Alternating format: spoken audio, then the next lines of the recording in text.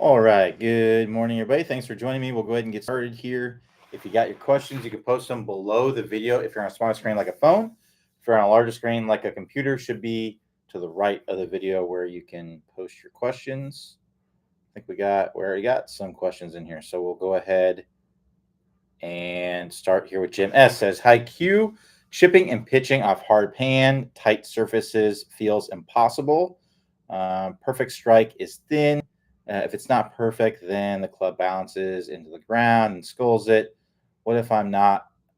What if I'm on that surface and have to get over water or a trap from say 25 yards or have to chip on that surface? Thanks. So it's really just about using the proper technique for the most part. And then from there, it's about basically practicing and gaining a better control of your low point, getting a better control of the arc, right? And the technique is a big part of that. So let's go over that. So first and foremost, I like to see the feet closer together. Generally, I like to have my feet about a club head or so apart. Uh, the reason is that when our feet are farther apart, it's going to tend to promote more of a weight shift. And I don't want a big weight shift for this shot. I want to be, if anything, I just want to be favoring my lead side throughout the entire shot. And if you have your feet closer together, it's much easier to stay more centered, which makes it easier to control the bottom of the swing, where the bottom of the swing is, right? To and away from the target. So that's the first piece. The second piece is I also like to have my feet a little bit open, right? So let's say that that's the target line. You can see how my feet are a little bit open to that. The reason is that it just makes it easier to kind of turn through, right? Imagine if I'm closed off like this and I'm swinging that way, it's difficult to turn through because I'm going to reach my end range of motion, right? Whereas here, it's going to be a lot easier for me to keep everything moving and turning through, because that's another big part of being able to control the bottom of the swing, is that if I can't keep everything moving and things stop and stall, then my club's going to want to throw, right? So if you imagine if I'm here and I stop my body, then my hands are going to want to flip. If my hands flip, I may hit the ground too soon. So if I can keep everything moving, then that's going to allow me to keep my hands ahead at impact and allow me to more easily get underneath that ball and lift it up off the ground. All right. So that's in the setup. I also like to, especially on lies that you're talking about where we have a tight lie, I like to stand closer to the ball and actually have the toe down a little bit. And then you would play the ball a little bit off of the toe. The reason is that makes it easier to get underneath the ball, right? So you think of it almost like a spoon, like scooping the ball up off the ground. It's easier to get just this part underneath the ball than to get all of this underneath the ball, right? So I like to actually stand a little bit closer, right? A little bit closer like this. Play it just a hair off the toe, and now it's going to be easier to get that toe into the ground and underneath the ball, right? That's what's going to allow it to get up. Allow it to get up, right? So now I got my feet close together.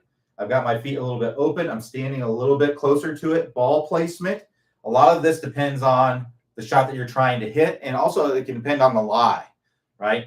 So if you have a lie where it's a really, really tight lie and you really need to get the leading edge underneath, a little bit more forward shaft lean can help you to do that, right? So I might play the ball a little bit more in that area, a little bit off the toe, keep my hands ahead, right? If I want to hit it a little bit higher, right, and I just kind of have a normal lie, I might play it more in the middle. If I want to hit it even a little bit more higher, I'll play it a little bit more forward, and I'll also open up the face a little bit to allow. I still want to get my hands ahead of the ball, right? I don't want to come into contact like this. If you come into contact like that, that's going to be a chunk and skull every single time. We need to have the hands ahead of the ball because we need the leading edge to get underneath. We need that to get underneath the ball. Otherwise, that's where that skull is going to come in, right? So yeah, but I need to control the depth of my arc. That's where a lot of people get in trouble. We want to get the low point in front of the ball, but we also need the arc depth, meaning, so let me explain it this way. All right. So this right here, if we think of like this is how the club is coming down, right? This is the low point where this tape is. It works down and then it starts to work back up. Where it reaches that bottom, that's the low point, right? Now I can raise and lower this. This is the arc depth, right? So if this is lower, this would be where it's deeper, and this would be where it's higher, right? I need to be able to control this, my low point to and away from the target, and then my low point or arc depth, right? Whether I'm closer to the ground or more into the ground, right? So for these kinds of shots, if I don't want the club to dig a bunch, right? I don't want to have my low point way in front and have my arc way down. I want to have my low point a little bit in front and a little bit into the ground, right? Because that's going to allow you to be the most consistent with it. So I don't want to be dropping way down. I want to stay fairly level-headed and swing through it and really kind of just sweep that ball right off there, right? So to make that a little bit easier, what I like to do is I like to set up. So let's say you have that hard pan shot. Here's exactly how I would hit it. Let's say it's really, really tight lie. There's nothing holding up the ball. I got to get this club underneath it. I'm going to play it kind of more off of the inside of my back foot here. Again, feet close together. I'm going to stand a little bit closer to it. I'm going to have my hands a little bit more ahead, right? A little bit more ahead. That's going to help me to get that leading edge, lower to underneath the ball, right? And when I take this back, I'm going to have very little wrist hinge. I'm going to have nice soft hands, but very, very little wrist hinge. And I'm going to be turning my body through, right? So without the ball there, the whole motion is going to look like this. All right, so you can see I just came in and I just brushed. I brushed the ground. You can see how there wasn't a ton of wrist hinge. My wrist maybe hinged slightly, right? But I'm doing this more so I'm just turning my chest back and through, right? I'm turning my chest to move my hands back and through, and I'm keeping everything moving through. When I finish, I want to finish like this. I want to finish with everything kind of pointing toward. If I had a 25-yard shot, right, I'm going to take a little bit of a bigger swing, right? So if I had like a little 10-yard shot off of here, it might be just that. If I had a 25-yard shot, it would just be a bigger swing, right? That's all it is. So if I want to hit it a little bit higher, right, I maybe open up the face a little bit, play it a little bit more in the middle, right? I want to have my hands ahead still. And again, the same thing. I'm going to trust the loft of the club, right? I'm going to let the loft of the club lift the ball up in the air. So that's really how you do it. It's not impossible. It just takes using the correct technique, like what I talked about. When I see a lot of people hit these kinds of shots, when they get in these kinds of situations, what they'll do, a lot of times they'll have their feet really far apart. They'll have a weight shift. They have a lot of wrist hinge. They're it's very much like if I was going to take a ball and I'm going to toss it, right? That's the kind of motion that I want to have, right?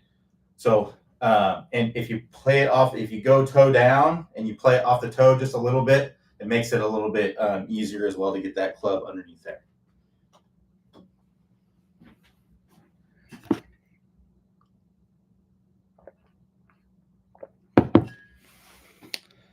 All right.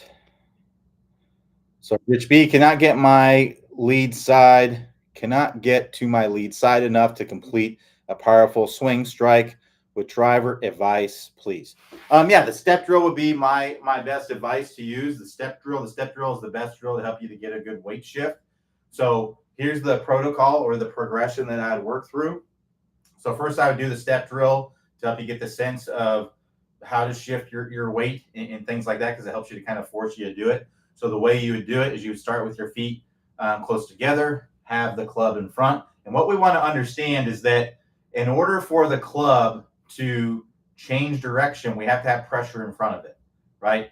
So the pressure that we put into the ground with our feet precedes the motion of the club. That's what we want to remember. So if I want my club to go that way, I need to put pressure into the ground with my right foot at the top of the swing. If I want the club to go back that way, I need to put pressure into the ground with my lead foot to start that process, right? So that's how we're going to do the step drill. So it's going to be pressure, I'm going to throw it back, and then I'm going to get pressure, and I'm going to throw it through.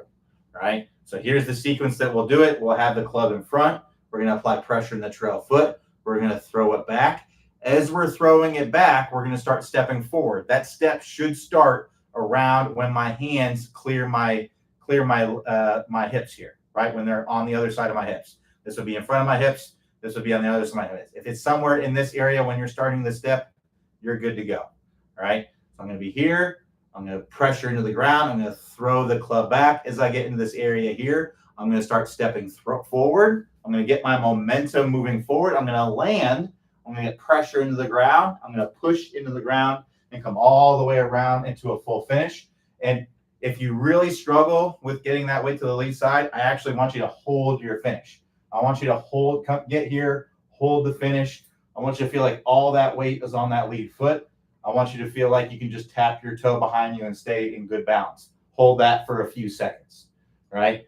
Do 10 of those, 10 good ones, right? Not just 10 good ones, and 10 good ones in a row, even better. Do 10 good ones in a row. If you're able to do 10 good ones in a row, that means that you're good enough to move on to the next step, which I'll talk about here in a minute. But I want to talk about some of the issues I see people have when they do the step drill. So one is starting the step too early or way too late, right? I see people, they get here and then they start stepping, right? That throws things off a sequence because you're going to be landing too early. You're going to be landing, if you go like that, you're going to be landing when you're here.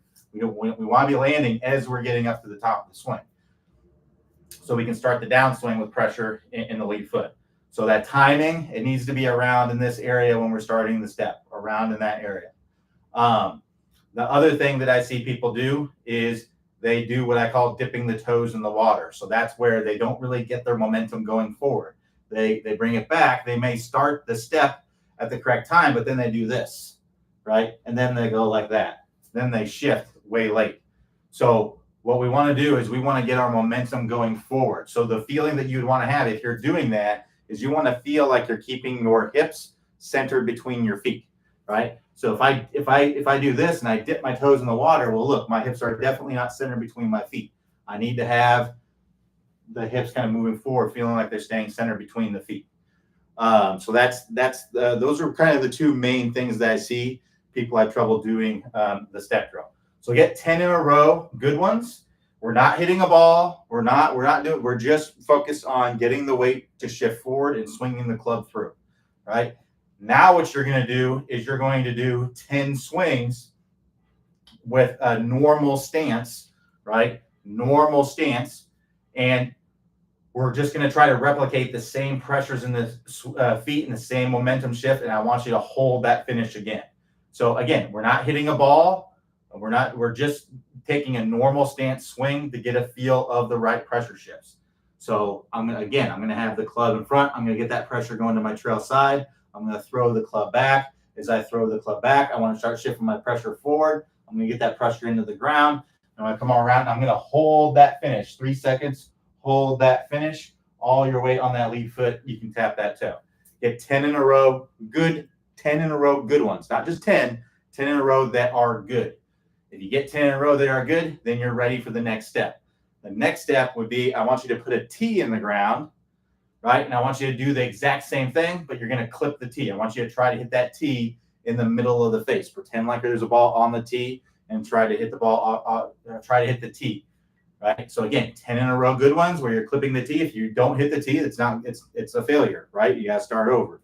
10 in a row. If you don't get the pressure shift right, you're not able to hold it and all that stuff, that's a failure. You got to get 10 in a row good ones to be ready for the next step.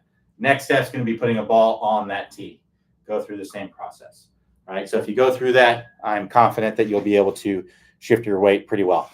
The only reason you wouldn't be able to shift your weight pretty well is if there is something that you're doing in your swing that is preventing you from shifting your weight, because if you did shift your weight, you would hit a bad shot or something like that. So an example would be the club face being really open, right? So if I have the club face really open and I shift my weight forward, well, and I keep everything moving through, it may stay open.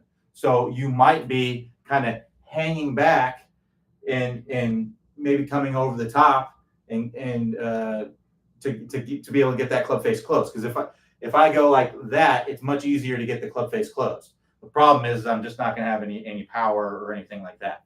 So you might want to check, if you're really having trouble with it, I would check your club face, see if the club face is really open. A way that you can check this is to film your swing from down the line. Make sure that you are set up down the toe line and pause your swing at club parallel to the ground in the downswing. What we would like to see at that point in the swing is we'd like to see that club head on this side of the hands, and we would like to see that club face angled down toward the ground some amount, right? Like I said, some amount. It doesn't need to be like that. It could be. If you're hooking the ball, I would maybe not want to have it like that. But we want to have it angled down some amount. Odds are, if you're having trouble because you're leaving the face open, that club face is probably going to be like that, or that club head is going to be out here, right? So you may want to work on the 20-minute shallowing fix, because the reason why you're hanging back might be because you're coming down steep and or the club face is open. And the 20-minute shallowing fix addresses both of those things. So if you want to check that out, you can click the instruction tab, and then click at the top there, click the instruction tab, and then you can click the 20-minute shallowing fix from there.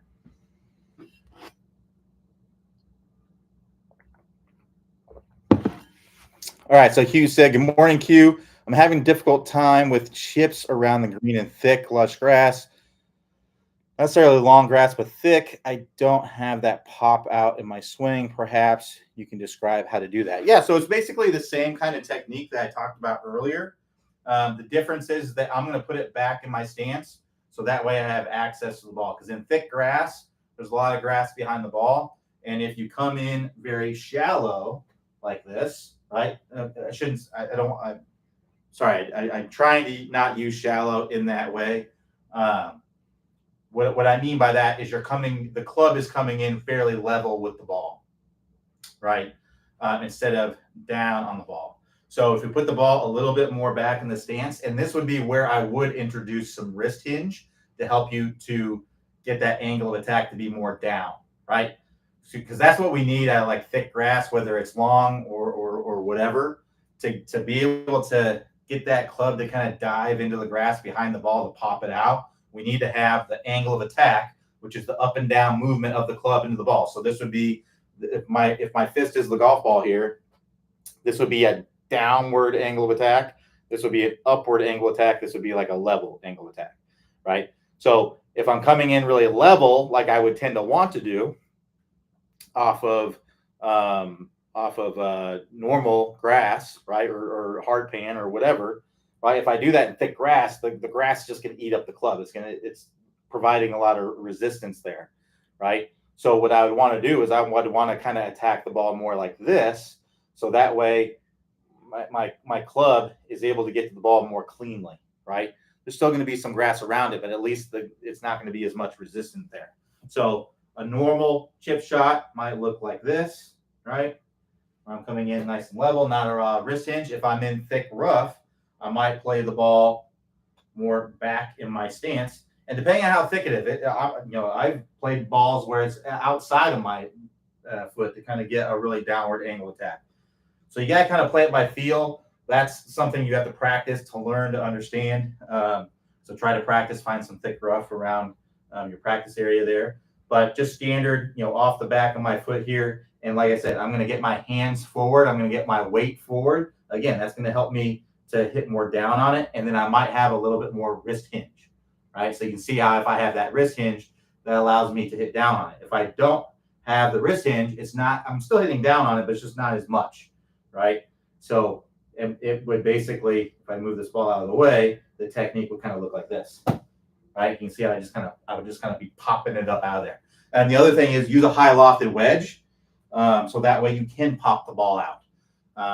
If you use like a 9-iron, it would come out pretty hot, right? And you may not be able to stop it. You want it to come out a little bit softer. Make sure you use some loft. You may even want to open up the face, right? So if I have it back in my stance, I can open up the face a little bit and drop it down. Now keep in mind, when you open up the face, the ball's going to go mostly where the face is pointed, right? So if I open up the face to get more loft, right, and pop that out of there, it's going to tend to kind of pop out more to the right.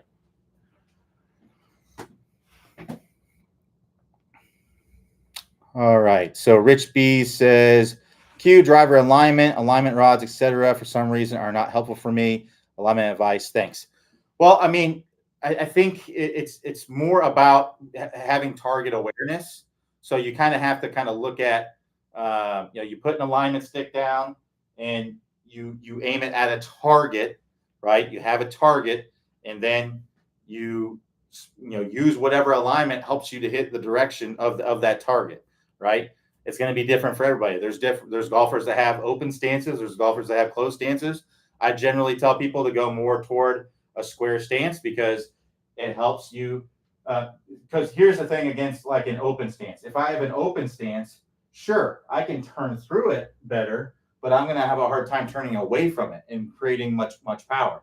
I'm not going to have as much club head speed because I'm not going to be able to turn away from the ball quite as much, right? Imagine if I set up like this, I wouldn't have as much power if I did that, right? So yeah, I'm not a huge fan of wide open, but hey, if that really works for you, then by all means do that. On the other side of that, really close. Yeah, sure, I can turn away from it, and maybe I can more easily swing from the inside. But the problem is I'm going to tend to stall my body before I can get to the ball because my body is really closed off. It's going to tend to stall because I can't keep turning through. So I like something in between. I like to have something that's pretty close to square. If you're lining up with the target and you're hitting it all over the place, it's not really an alignment issue. It's more of your ability to control your strike location, where you're hitting it on the club face. What I mean by that, so hitting it in the center of the face, and or your ability to control your club face angle, which is the direction the club face is pointing at impact, in relationship to the direction the club head is moving through impact. That's your club path, right? So, for example, if I want to hit a draw, right? If I want to hit a really solid draw, one, I want to make sure I hit the ball in the sweet spot in the middle of the face. And then to hit a draw, I need to have my club path in to out relative to that target line. And I need to have my club face open to that target line, but closed to my path. So to put numbers on it, we could say, okay, if I'm going to swing 4 degrees into out relative to the target when the club gets to the ball, then I want to have my club face 2 degrees open. That gets my club face 2 degrees open to the target, which is going to allow me to get the ball to start to the right, so that way it can curve back to the left. But it's going to have the club face 2 degrees close to the path as well, which is going to allow me to get it to draw, right? So it may not necessarily be an alignment issue. It's probably more of not really having the greatest ability of controlling where you're striking it on the face, because a lot of people don't realize this, but where you strike it on the face has a huge influence on where the ball goes on your ball flight. When you don't hit it in the sweet spot, it's not just power that you lose. You absolutely lose power. The reason why you lose power is the same reason why it makes you lose control of the ball flight. So why do we lose power when we don't hit the ball in the middle of the face? Well, the reason is that when we hit the ball on the toe, for example, this face is going to twist, right? It's going to twist open. And when the face twists, it's not going to transfer as much energy to the ball, and you're not going to get as much distance, right? Same thing on the heel side. If I hit the ball on the heel, the face will twist closed, right? And again, it won't transfer as much energy to the ball, so it won't go as far. So when the face twists open, it doesn't go as far, but also what happens is that ball will start more to the right than it normally would. Doesn't mean it's necessarily going to start to the right. It just means that it's going to start more to the right than it normally would. So for example, if I have my face really closed at impact and then I hit it off the toe, well, it may still start to the left. It's just not going to start as far to the left as it normally would, right? And then there is something that can happen that's called gear effect.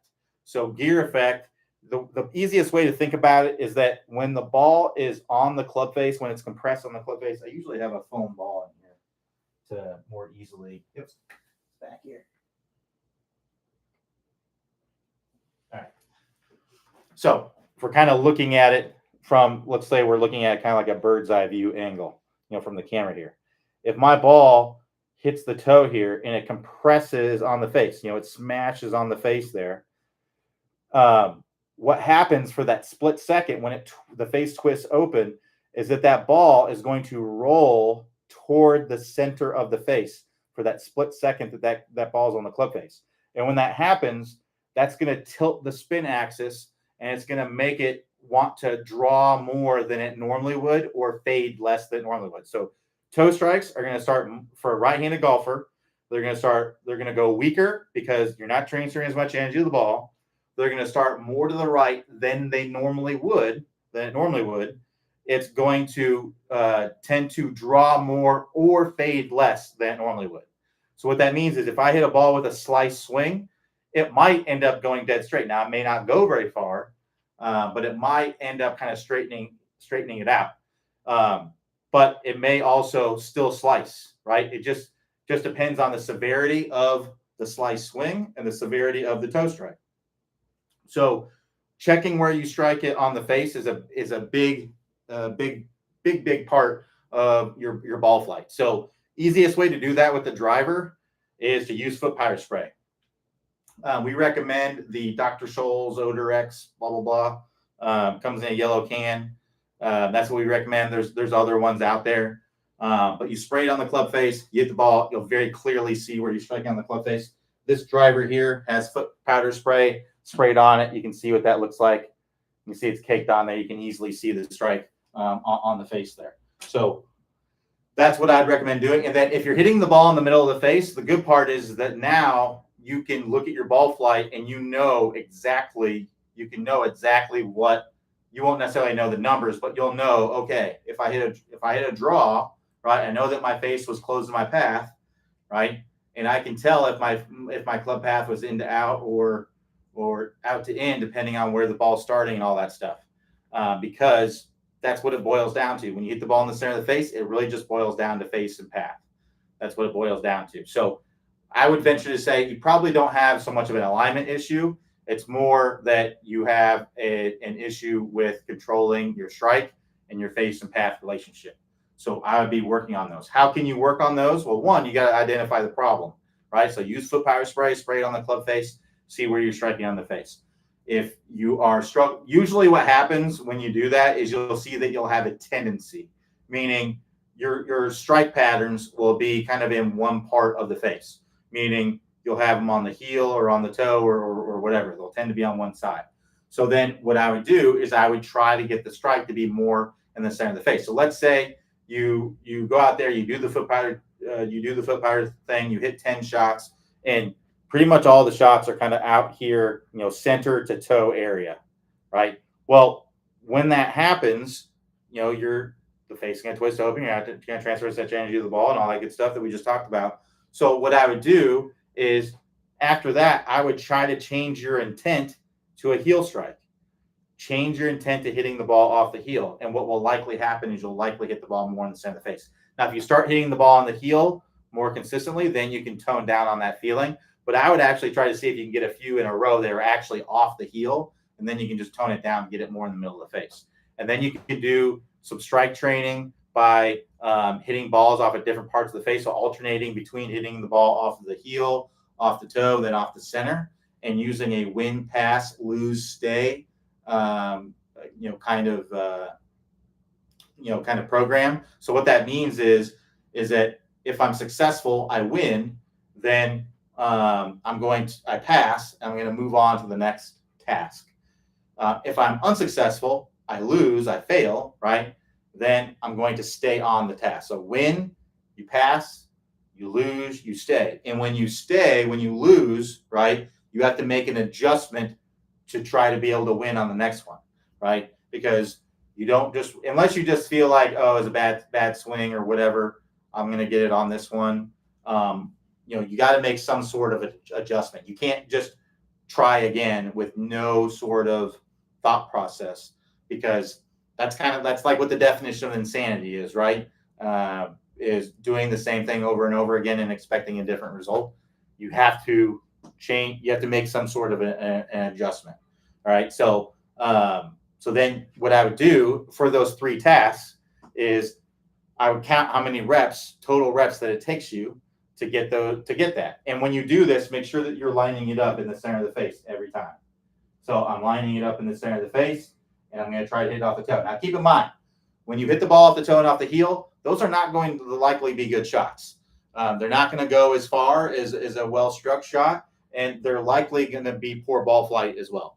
That's not the goal of the drill. The goal of the drill is to improve your awareness of where the center of the face is. And you might be wondering, well, why on earth would I practice hitting the ball off the toe and off the heel? Well, it's actually been proven through studies to help you to get an overall feel and better awareness of where the center is. If we can understand where the heel is and where the toe is, it helps you to understand where the center is, right? So it helps you to be able to gain an awareness for the center of the face.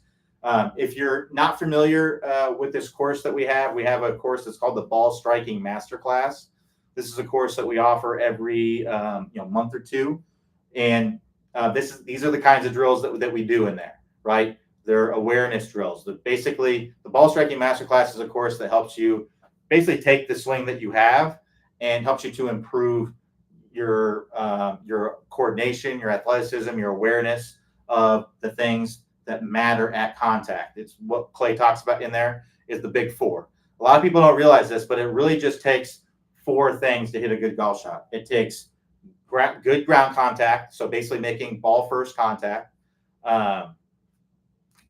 to compress a shot. Now, obviously, there's some situations where you don't want to hit ball first, like have a bunker, something like that, have a greenside bunker. But so ball first contact, center face contact, what we just talked about, and then having the face angle and the club path, which is the third and the fourth things, have the proper relationship to give you the ball flight that you want. So like I mentioned earlier, for the draw, if I want to hit a draw, I need to swing into out. I need to have my face close to that path, but open to the target. So that way the ball can start to the right of the target and draw back toward the target.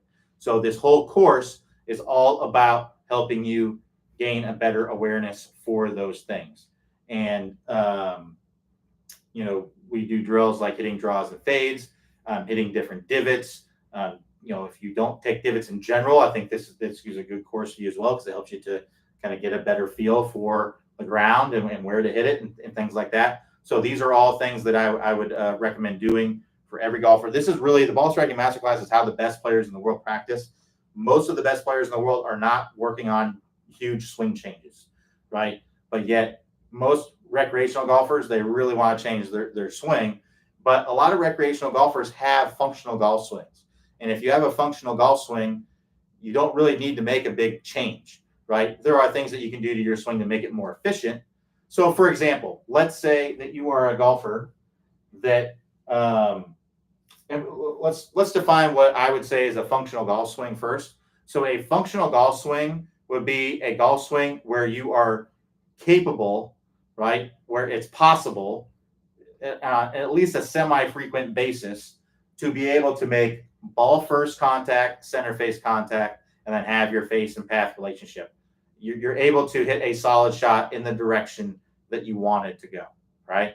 So this is a very, very common recreational golfer swing. A swing where we get up to the top, right? And then we have early extension, we stand up out of it, we kind of flip the hands through contact. Well, that golfer has a functional golf swing, right? They are getting that, if they're standing up out of it to shallow out the club, and they're getting that club shallow, and then that face, you're able to get that face squared up. Now, it's not the most efficient way, right? But changing things like that in your swing is very, very difficult. And a lot of people, who may really kind of lack skills, lack awareness.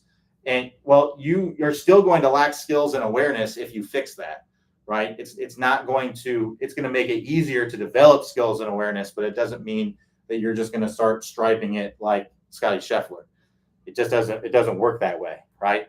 So the best players in the world have great technique, they have great speed, they have great skills, and they also are really great mentally, right? Most of them. So the best players in the world tend to be pretty darn good in all those areas. Recreational golfers are generally, from what I've seen, a lot of times they are poor mentally. They're for technique wise is usually not great. There's some recreational golfers that have awesome technique, and the skills that they really lack. Most recreational golfers, I would say, kind of lack in the skills. I imagine you know somebody that has kind of a funky looking swing, but they run circles around you, right, on the golf course. And the reason is that they're probably very good mentally, and they're probably also very good skill wise. They're able to control the way that you move. So, what's the difference between technique and skill? Technique is how you move. That's basically what the top speed golf system is, right? So, that's having a good stable fluid spine, not moving your spine around everywhere. Technique is how you move, right? Skill is your ability to control the way that you move, right? That's really what it comes down to. Skill is your ability to control the way that you move. So you can have great technique, right? So look at it this way. I played a little bit of basketball growing up. I'm okay at basketball. I can shoot a little bit. I can make my jump shot look, for the mechanics, I can make it look like Steph Curry. I can make my jump shot look like the best player. Now I'm not jumping as high as they are, but we're talking about like the mechanics of everything. I can make it look pretty darn close, if not almost the exact same as like a Steph Curry or any other elite shooter, right? I can make it look very similar to that. But that doesn't mean that I'm going to be able to check into an NBA game and start chucking up threes and making them, because there's a skill associated with it. You have to have the skill that goes along with it. There are guys that did not have great shooting, did not have great looking shots. I believe his name was Sean Marion. He played for the Mavericks for a long time. Had a really funky looking release. Not super conventional, but when he was open, he'd knock it down. NBA length three, he'd knock it down. So he was very highly skilled, right? Not the best technique. You don't see a lot of people using that technique, but very, very highly skilled, right? So that's that's a lot of what it comes down to. So it's not just all swing and swing technique and things like that. There's more to it, right? So the ball striking masterclass helps you develop that skill, and that's how most tour players practice, is so that way they maintain their skill, because most tour players have very good technique already. It's just that we have to keep practicing to skill type exercise to maintain and also improve skill.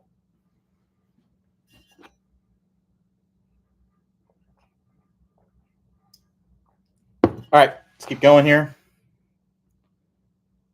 Plenty of time left.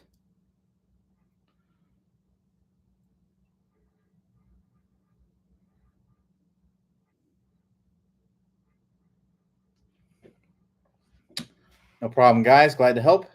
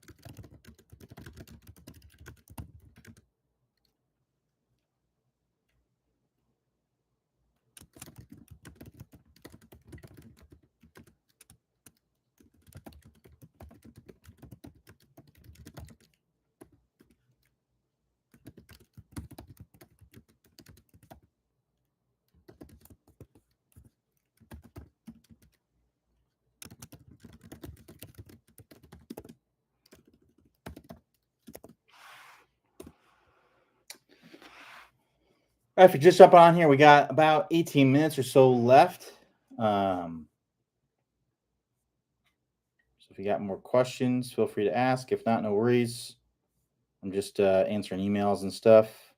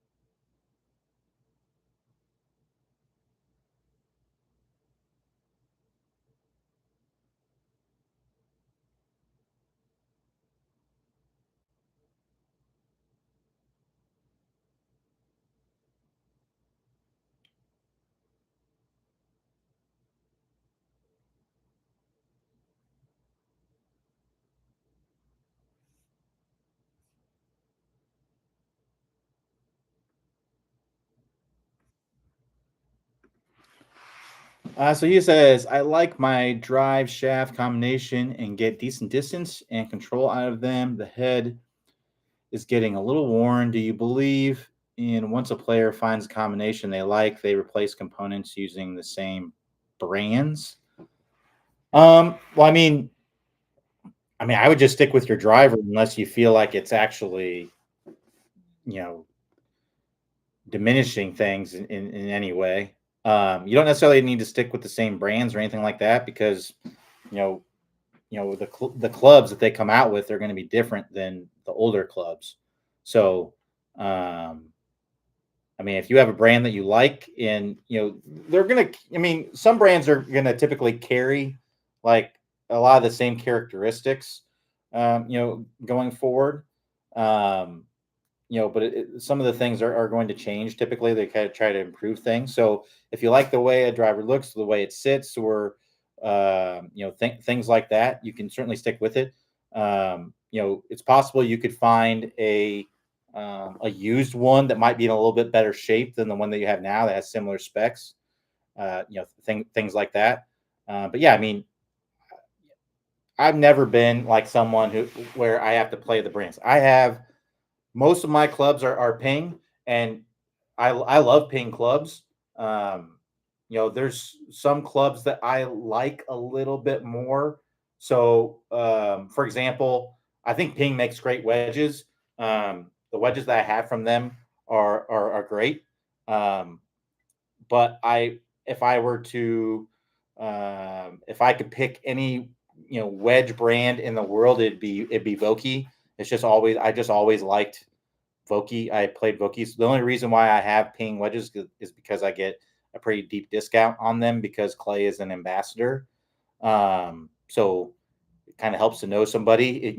Wedges are expensive, hundred and something dollars, and I get them for less than that. So yeah, I mean, it's not worth it for me. I can get three ping wedges for the price of one Vokey wedge, basically. So, or probably two ping wedges with the discount or whatever. Um, but I love my ping driver, the driver that I have from Ping, the hybrid that I have from Ping, the irons. I think they're really the irons that I got from Ping. So pretty much everything that I have from Ping, other than the wedges, I wasn't a huge fan of the putter that I got from them. Actually, I don't have it anymore.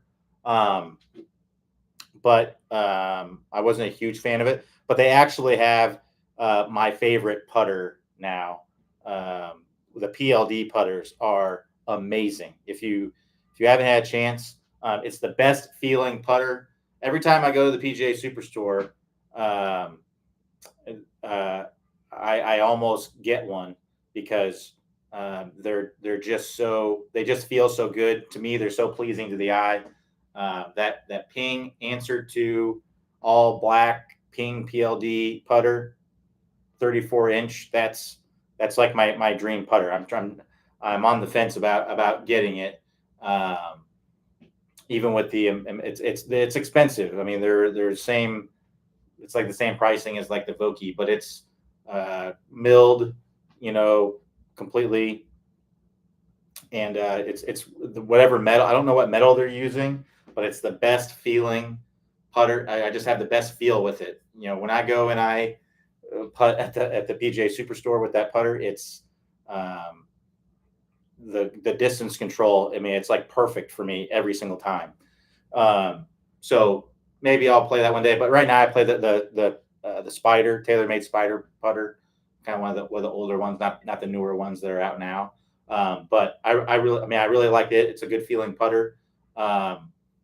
But I just don't have as much speed control with it as I do the other way. I don't believe I haven't tested it, but it just doesn't feel that way. Obviously, I don't have a ton of reps with the Ping PLD putter, but the original putter, I can't even remember what it was, but I wasn't a huge fan of it. It was like a kind of a softer insert on it, and I just didn't have great feel for it. I kind of rushed into buying that, to be honest, and then ended up getting the Spider because I felt like I had much better control with it. But that Ping PLD, man, it's those putters are the real deal.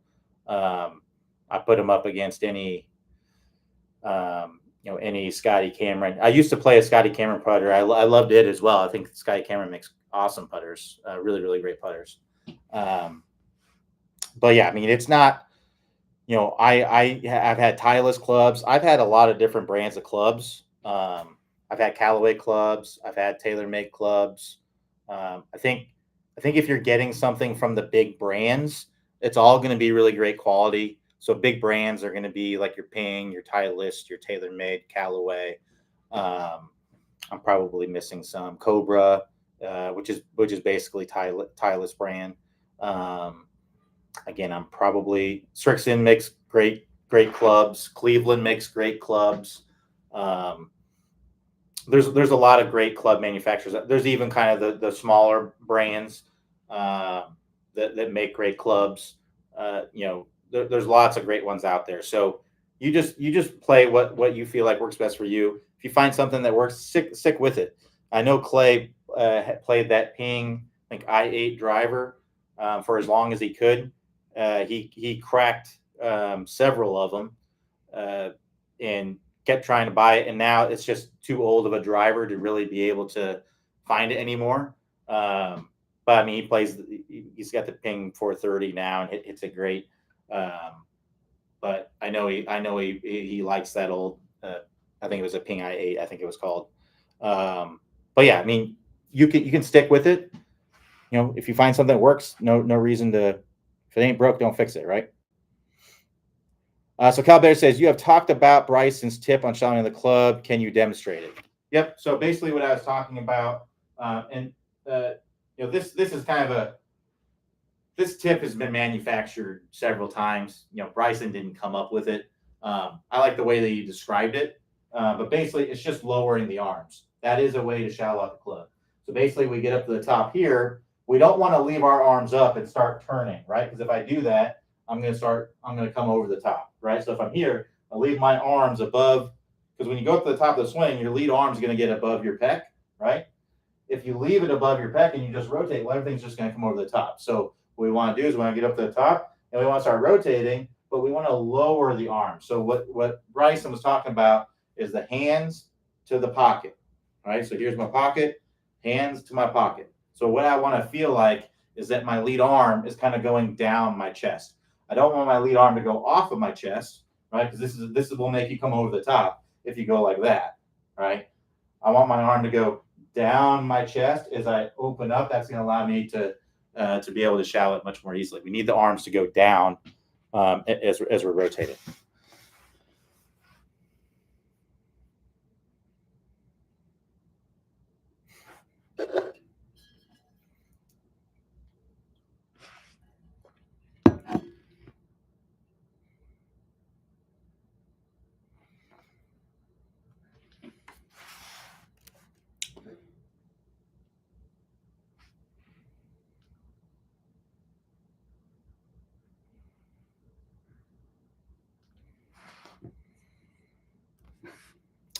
All right, we got a few minutes left here.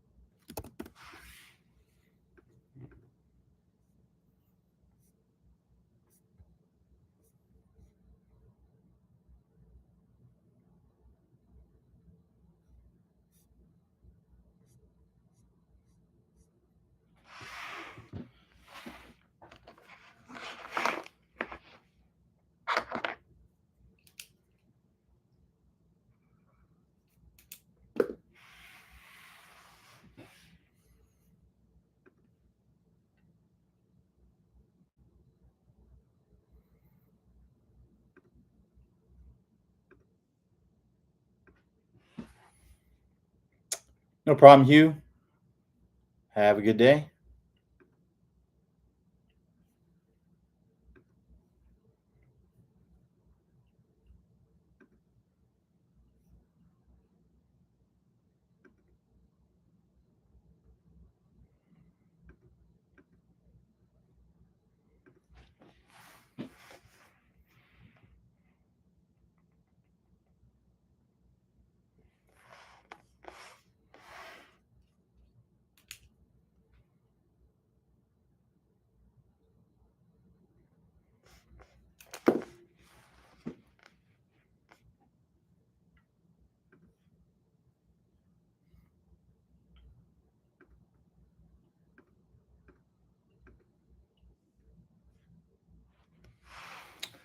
Jen says, thanks for the good explanations and info today. No problem, Reg. Glad to help. Thanks for asking some questions. Sometimes we're not getting a lot of questions lately for some reason. So maybe we're just answering everything with the videos and stuff, which is good.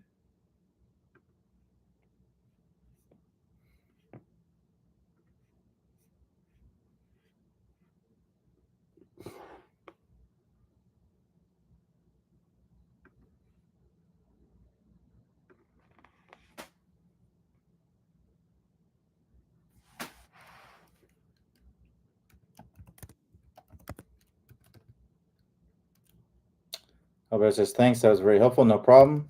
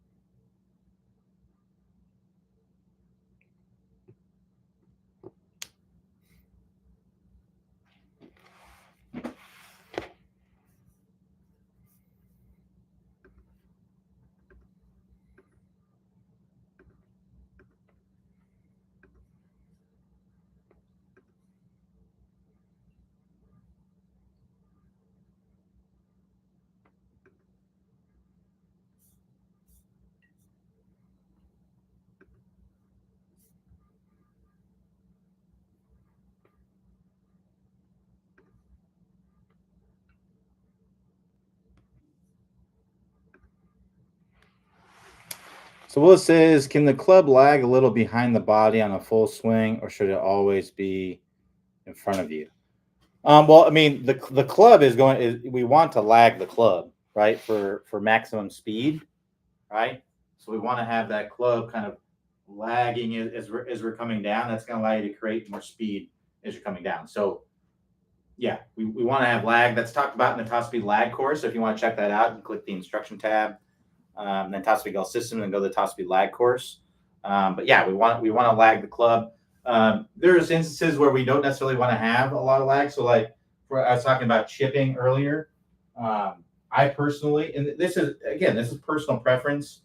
I personally chip better and have more control of the bottom of the arc and where that is, the height of it, and also whether it's more toward the target or away from the target. I have more control of my low point if I have less wrist hinge, and that's really what it comes down to. You don't need to create a ton of speed for chip shots, right? So it doesn't really make a lot of sense to have a bunch of hinge.